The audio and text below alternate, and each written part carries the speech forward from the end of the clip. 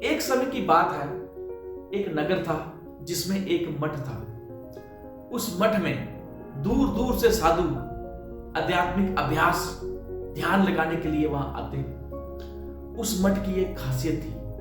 क्या खासियत थी?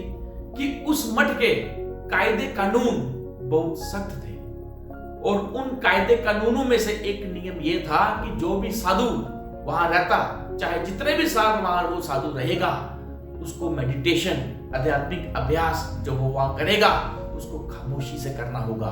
जो भी वहां साधु आता वो वहां एक प्रण लेता कि जब तक वो वहां रहेगा वो वहां एक भी शब्द का उच्चारण नहीं करेगा। इसके साथ ही वहां एक रिलैक्सेशन भी थी। वो क्या थी? कि जब एक साल आध्यात्मिक अभ्यास का, मेडिटेशन का साधु का पूरा होता, उस साधु को बोलने की एक दफा इजाजत होती और उस एक दफा में भी उसको 2 शब्द से ज्यादा बोलने की इजाजत न थी। एक बड़ा खूबसूरत सा यंग साधु उस मठ में आता है और वो वहां प्रण लेता है कि वो जब तक वहां मेडिटेशन करता रहेगा वो खामोश रहेगा, एक भी शब्द का वो उच्चारण वहां नहीं करेगा। और वो बड़ी सक्सेसफुली 1 साल की जो उसकी मेडिटेशन है, जो उसकी साधना है, वो कंप्लीट करता।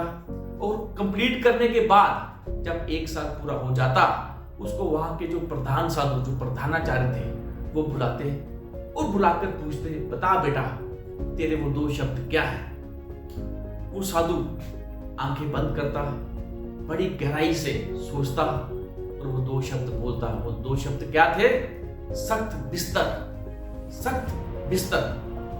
जो प्रधानाचार्य थे समझ आते हैं कि साधु क्या कहना चाह रहा है। वो समझते हैं कि साधु ये कहना चाह रहा है कि इसको सोने के लिए मठ में बिस्तर नहीं मिला और ये सख्त फर्श पे 1 साल तक सोता रहा। ये कहकर वो साधु वहां से चला जाता।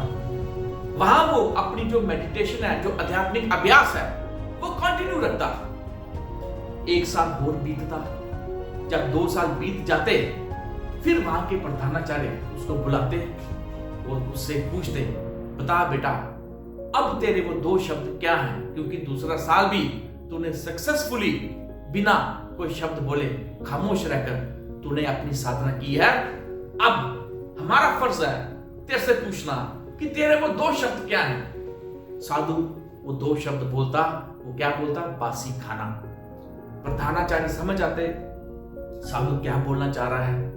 प्रधानाचार्य के अकॉर्डिंग साधु ये कहना चाह रहा था कि उसको 1 साल तक यहाँ जो खाना मिला है, जो भोजन मिला है, वो स्वादिष्ट ना था, उससे बास आ रही थी, स्मेल आ रही थी। ये कहकर साधु फिर वहां से चला जाता और 1 साल फिर अगले साल मेडिटेशन के लिए वो लग जाता।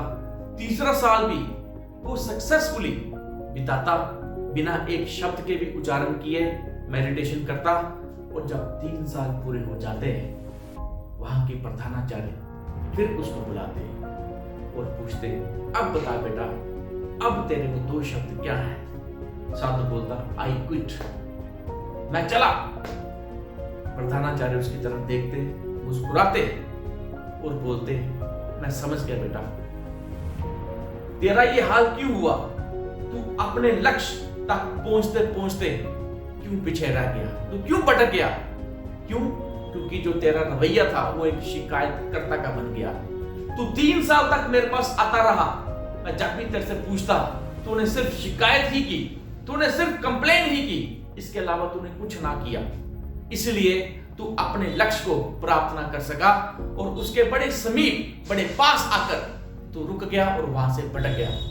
दोस्तों, हमारे जीवन में भी हम देखते हैं बहुत से ऐसे लोग जिनके पास सब कुछ है, उसके बावजूद भी वो शिकायत करते रहते हैं अपने आप से, अपने दोस्तों से, अपने घर वालों से, इस समाज से, यहां तक कि ऊपर वाले से भी वो शिकायत करते रहते हैं। दोस्तों, अगर हमारा रवैया शिकायत करता वाला रहा तो हम अपने लक्ष्य को कैसे अचीव कर सकते हैं?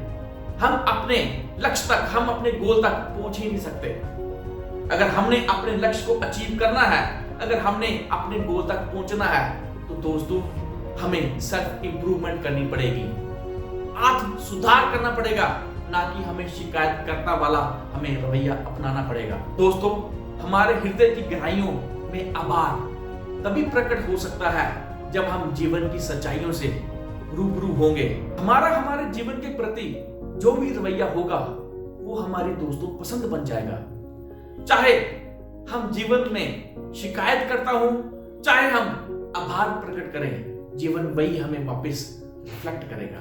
तो दोस्तों, आप शिकायत करता वाला एटीट्यूड वो त्यागें और आत्म सुधार की तरफ ध्यान दें, फोकस्ड हों, ताकि आप अपना गोल अचीव कर सकें। दोस्तों, अमिताभ बच्चन, उनको ऑल इंडिया रेडियो ने रिजेक्ट कर दिया, आज वो सदी के महानायक हैं। एपीजे अब्दुल कलाम साहब वो पायलट ना बन सके, लेकिन वो हमारे राष्ट्रपति रहे, मिसाइल मैन ऑफ इंडिया उनको बोला जाता है। दोस्तों, अगर आप भी शिकायत करता वाला एटीट्यूड त्यागेंगे तो ये मैं आपको गारंटी देता हूं, आपको आपके लक्ष्य तक पहुंचने से दुनिया की कोई ताकत भी रोक नहीं सकती। आपका बहुत